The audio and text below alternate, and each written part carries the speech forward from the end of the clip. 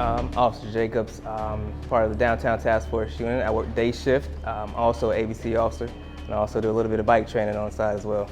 I'm Officer Elijah Baker. I'm assigned to the Downtown Task Force. I work the evening shift, so our main purpose is bar closing at the end of the night, making sure everybody who came downtown gets out of downtown safely, makes it home safe. So our primary duty is to enforce the 18B laws, which is the ABC law, and Article 5 of the Chapter 90, which is the Controlled Substance Act.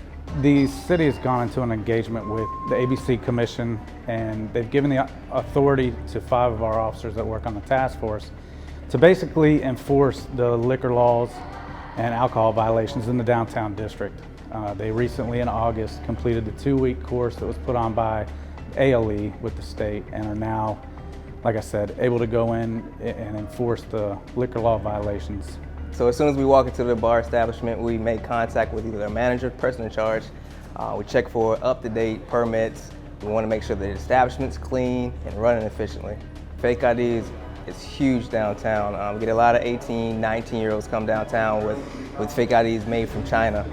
We check for different indicators on that license on the front and the back. We also run it through dispatch to make sure that it is valid.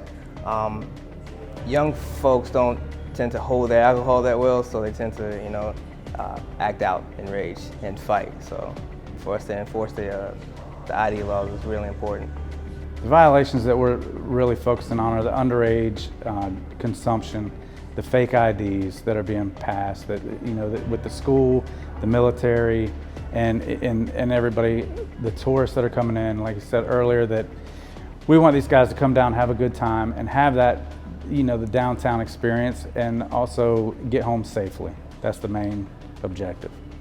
If you come down here and you get caught with one, chances are you're going to get charged, and with it being a misdemeanor, that can generate a criminal history, and it can hinder if you go to school in the area, like college, it can hinder a scholarship and your future from there on.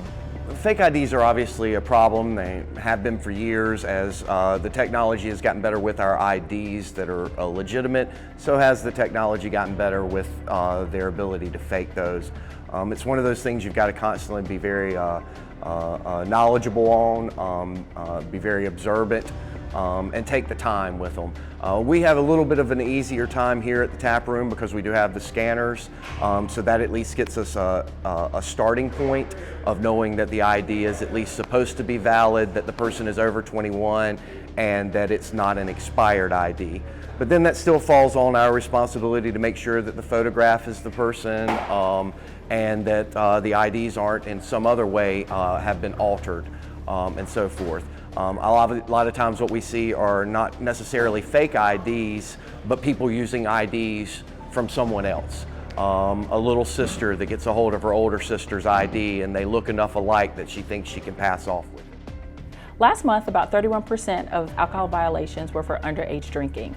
The impact of these violations is serious. It takes the involvement of community partners like the Wilmington Police Department to impact and reduce underage sales, drinking, and alcohol violations. The Wilmington Police Department is championing those efforts. They're not only here to enforce. The Wilmington Police Department is here to provide you with the tools for you and your business to make a positive and informed decision to help keep alcohol out of the hands of children.